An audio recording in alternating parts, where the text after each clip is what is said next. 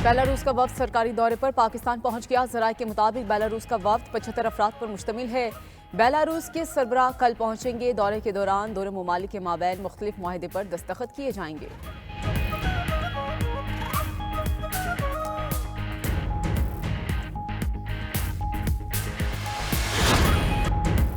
खैबर पख्तूनख्वा के अलावा कहीं से कोई नहीं निकला। वफाकी वज़ीर दाखिला का डी चौक पर मीडिया से गुफ्तगू में दावा। कहा, इंतशार पसंदी किसी सूरत कबूल नहीं करेंगे। इस्लामाबाद आने वालों की गिरफ्तारी का इंतबाह। कहा, अवाम का तहफ़्फ़ुज़ अव्वलीन तरजीह है। पूरे मुल्क में हालात नॉर्मल। गैर मुल्की वफ्द कुछ देर में इस्लामाबाद आ रहा है। मेहमानों की मौजूदगी में शरपसंदी नाकाबिल कबूल करार दे दी। याद दिलाया कि तहरीक इंसाफ वाले हमेशा अहम मौक़ों पर ही एहतजाज की कॉल देते हैं। वज़ीर दाखिला ने आगाह किया कि मोबाइल सर्विस चल रही है, सिर्फ इंटरनेट बंद की गई है। इस्लामाबाद, रावलपिंडी और अटक का फ़ज़ाई दौरा भी किया। वज़ीर दाखिला मोहसिन नकवी का सिक्योरिटी इंतजामात पर इजहार इत्मीनान।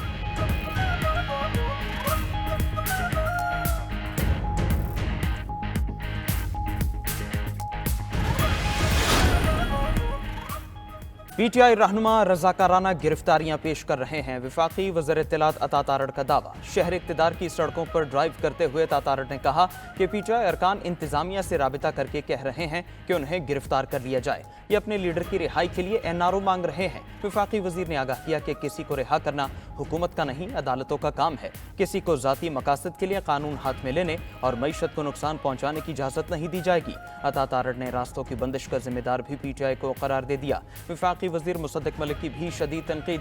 कहा, कहाँ हैं वो काफिले जिन्होंने जौक दर जौक आना था। कहा, सिर्फ एक ही अलगार खैबर पख्तूनख्वा से आ रही है, बाकी सब तो खुद अपनी गिरफ्तारियों के लिए दुहाइयां दे रहे हैं। ऐसा ना हो कि लीडरान फिर भागकर केपी हाउस में जा छुपे।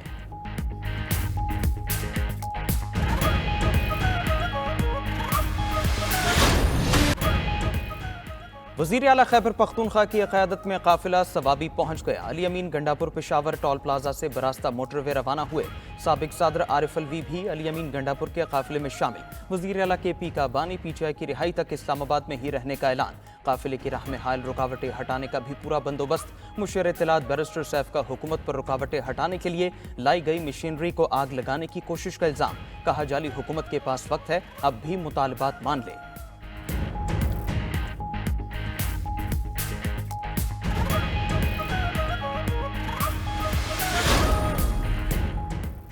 शहर इक़्तिदार में हाई अलर्ट। खैबर पख्तूनख्वा और पंजाब के ज़मीनी रास्ते मुनक़ता। अहम शाहराहों और मोटरवेज पर आहनी दीवारें खड़ी कर दी गईं। कंटेनर्स पर पुलिस की भारी नफरी भी तैनात। सिंध और पंजाब का राबिता मुनक़ता। इस्लामाबाद और रावलपिंडी का भी ज़मीनी नाता टूट गया। रास्ते सील। इस्लामाबाद एक्सप्रेसवे और फैज़ाबाद रोड भी बंद। रावलपिंडी के 26 रास्तों पर रुकावटें खड़ी कर दी गईं। अडियाला जेल जाने वाले रास्ते 4 मुख्तलिफ मकामात से कंटेनर्स लगाकर सील कर दिए गए।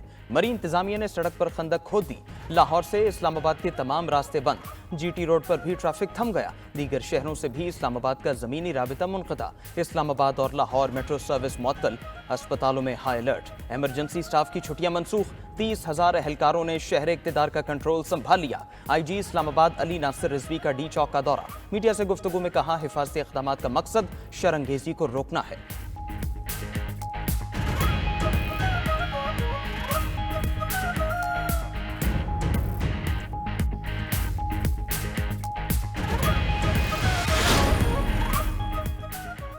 इस्लामाबाद और रावलपिंडी समेत कई इलाकों में मोबाइल और इंटरनेट के सिग्नल्स गायब। पेशावर, लाहौर, कराची, कोयटा में भी इंटरनेट सर्विस जज़वी तौर पर मुतासिर। शहरियों को व्हाट्सएप और दीगर सोशल मीडिया ऐप्स के इस्तेमाल में मुश्किलात। वीडियोज़, तस्वीर, वॉइस मैसेजेस भेजना मुमकिन न रहा। कई इलाकों में सोशल मीडिया ऐप्स ने काम करना बंद कर दिया। गुजरावाला, शेखुपुरा, रनाला खुर्द, पिंड दारदन खान में नेट सुस्त रवि का शिकार।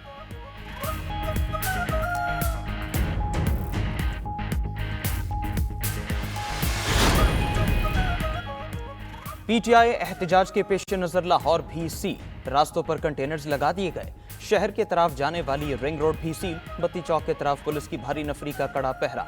रावी पुल, पुराना रावी पुल, सगिया रावी पुल, ईस्टर्न बाईपास, बाबू साबू, न्याजी शहीद चौक, शाहदरा चौक, बेगम कोट, इमामिया कॉलोनी, फाटक, आज़ादी फ्लाईओवर के रास्ते भी मसदूद। पीटीआई लाहौर की कारकुनों को बत्ती चौक पहुंचने की कॉल। तर्जुमान ट्रैफिक पुलिस के मुताबिक शहर के अंदर ट्रैफिक मामूल के मुताबिक रवा दवा है। ठोकर नियाज बेग से मुल्तान रोड ट्रैफिक आ जा सकती है। रावेंड रोड, फिरोजपुर रोड, गजुमता के रास्ते भी खुले हैं।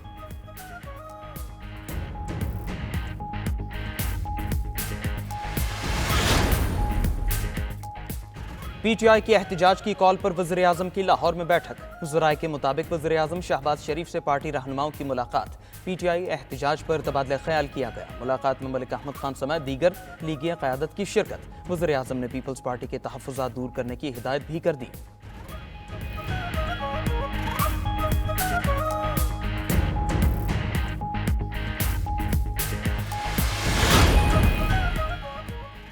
साबिक सदर आरिफ अलवी ने बानी पीटीआई की कॉल कामयाब करार दे दी। कहते हैं मुज़ाकरात का वक्त खत्म हो गया, अब मुल्क और अदलिया को आज़ाद कराना होगा। बानी पीटीआई ने कोई डील नहीं की, इनके लिए जान देने को तैयार है। हुकूमत हर मुमकिन तरीके से रोकने की कोशिश कर रही है। पंजाब से पीटीआई के कारकुनों को आने से रोका जा रहा है। दुनिया सवाल उठा रही है कि ये लोग अपने मुल्क के साथ क्या कर रहे हैं।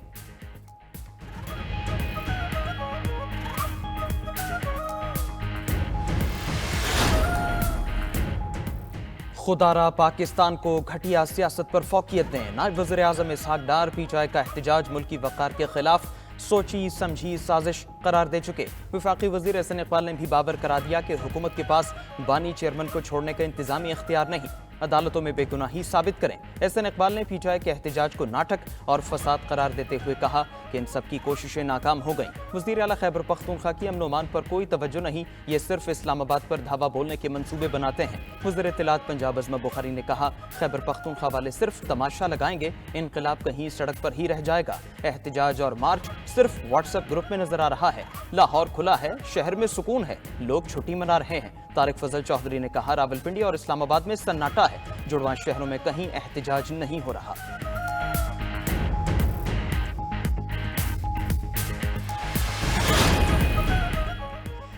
कुरम जल रहा है, खैबर पख्तूनख्वा हुकूमत सूबे से लापता है। Chairman peoples party Bilawal Bhutto की अली अमीन गंडापुर पर तनकीद।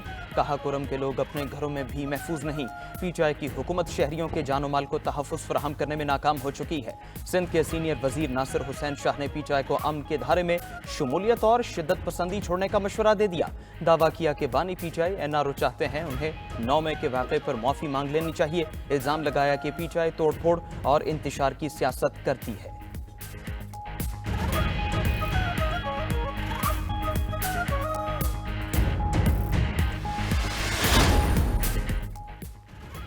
मुतनाज़िया बयान पर बुशरा बीबी के खिलाफ दर्ज मुकदमात की तादाद 6 हो गई। थाना सदर ओकाड़ा में भी बानी पीटीआई की अहलिया के खिलाफ पर्चा कट गया। FIR के मुताबिक दरखास्त गुजार मुद्दई का कहना है सोशल मीडिया पर बुशरा बीबी की प्रेस कॉन्फ्रेंस सुनी। बुशरा बीबी के इल्जामात से मजहबी मुनाफरत फैलाने की कोशिश की गई। बयान से मुल्क में मजहबी अफरा तफरी और मजहबी खाना जंगी फैलने का खदशा है।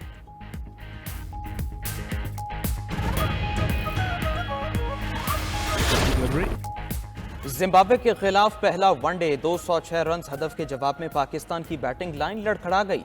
कौमी टीम के 6 खिलाड़ी सिर्फ 58 रन पर पवेलियन लौट गए। अब्दुल्ला शफीक 1, साइम 11 और कामरान गुलाम 17 रन पर चलते बने। बारिश के बायस मैच रुक गया। जिम्बाब्वे की टीम 41 ओवर में 205 रन बनाकर आउट हुई।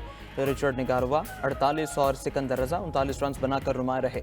सलमान आगा और फैसल अकरम ने 3-3 खिलाड़ियों को आउट किया।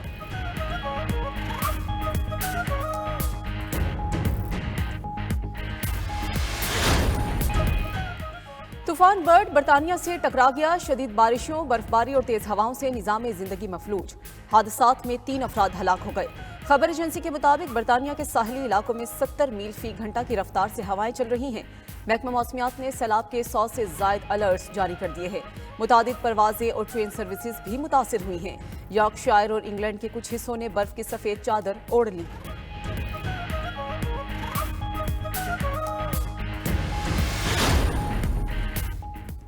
सऊदी अरब काली घटाओं की लपेट में, मंगल से मूसलाधार बारिशों का अलर्ट जारी। मक्का में शदीद बादल बरसेंगे, जालाबारी और तेज हवाएं चलने का भी इम्कान। बाज़ इलाकों में स्कूल बंद रखने का फैसला। महकमा मौसमियात ने सऊदी अरब के शिमाली इलाकों में जुमेरात तक दर्जा हरारत 0 तक गिरने का खदशा जाहिर कर दिया।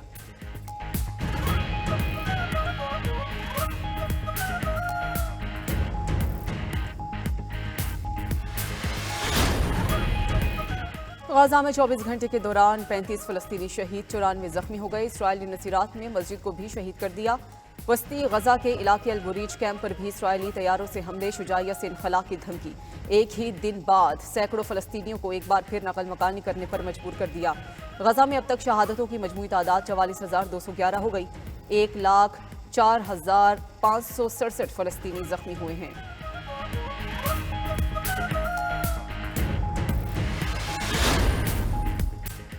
लेबनान का दारुल हुकूमत बैरूत एक बार फिर लर्ज उठा। इसराइली बमबारी से 8 मंजिला इमारत जमीन बोस, 20 लेबनानी शहीद।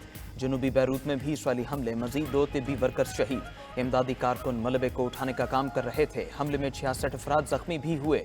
हिजबुल्लाह के जवाबी वार भी जारी। शिमाली इसराइल पर 34 रॉकेट दागे गए। लेबनान में भी इसराइली हमलों में अब तक 3670 अफराद मारे जा चुके।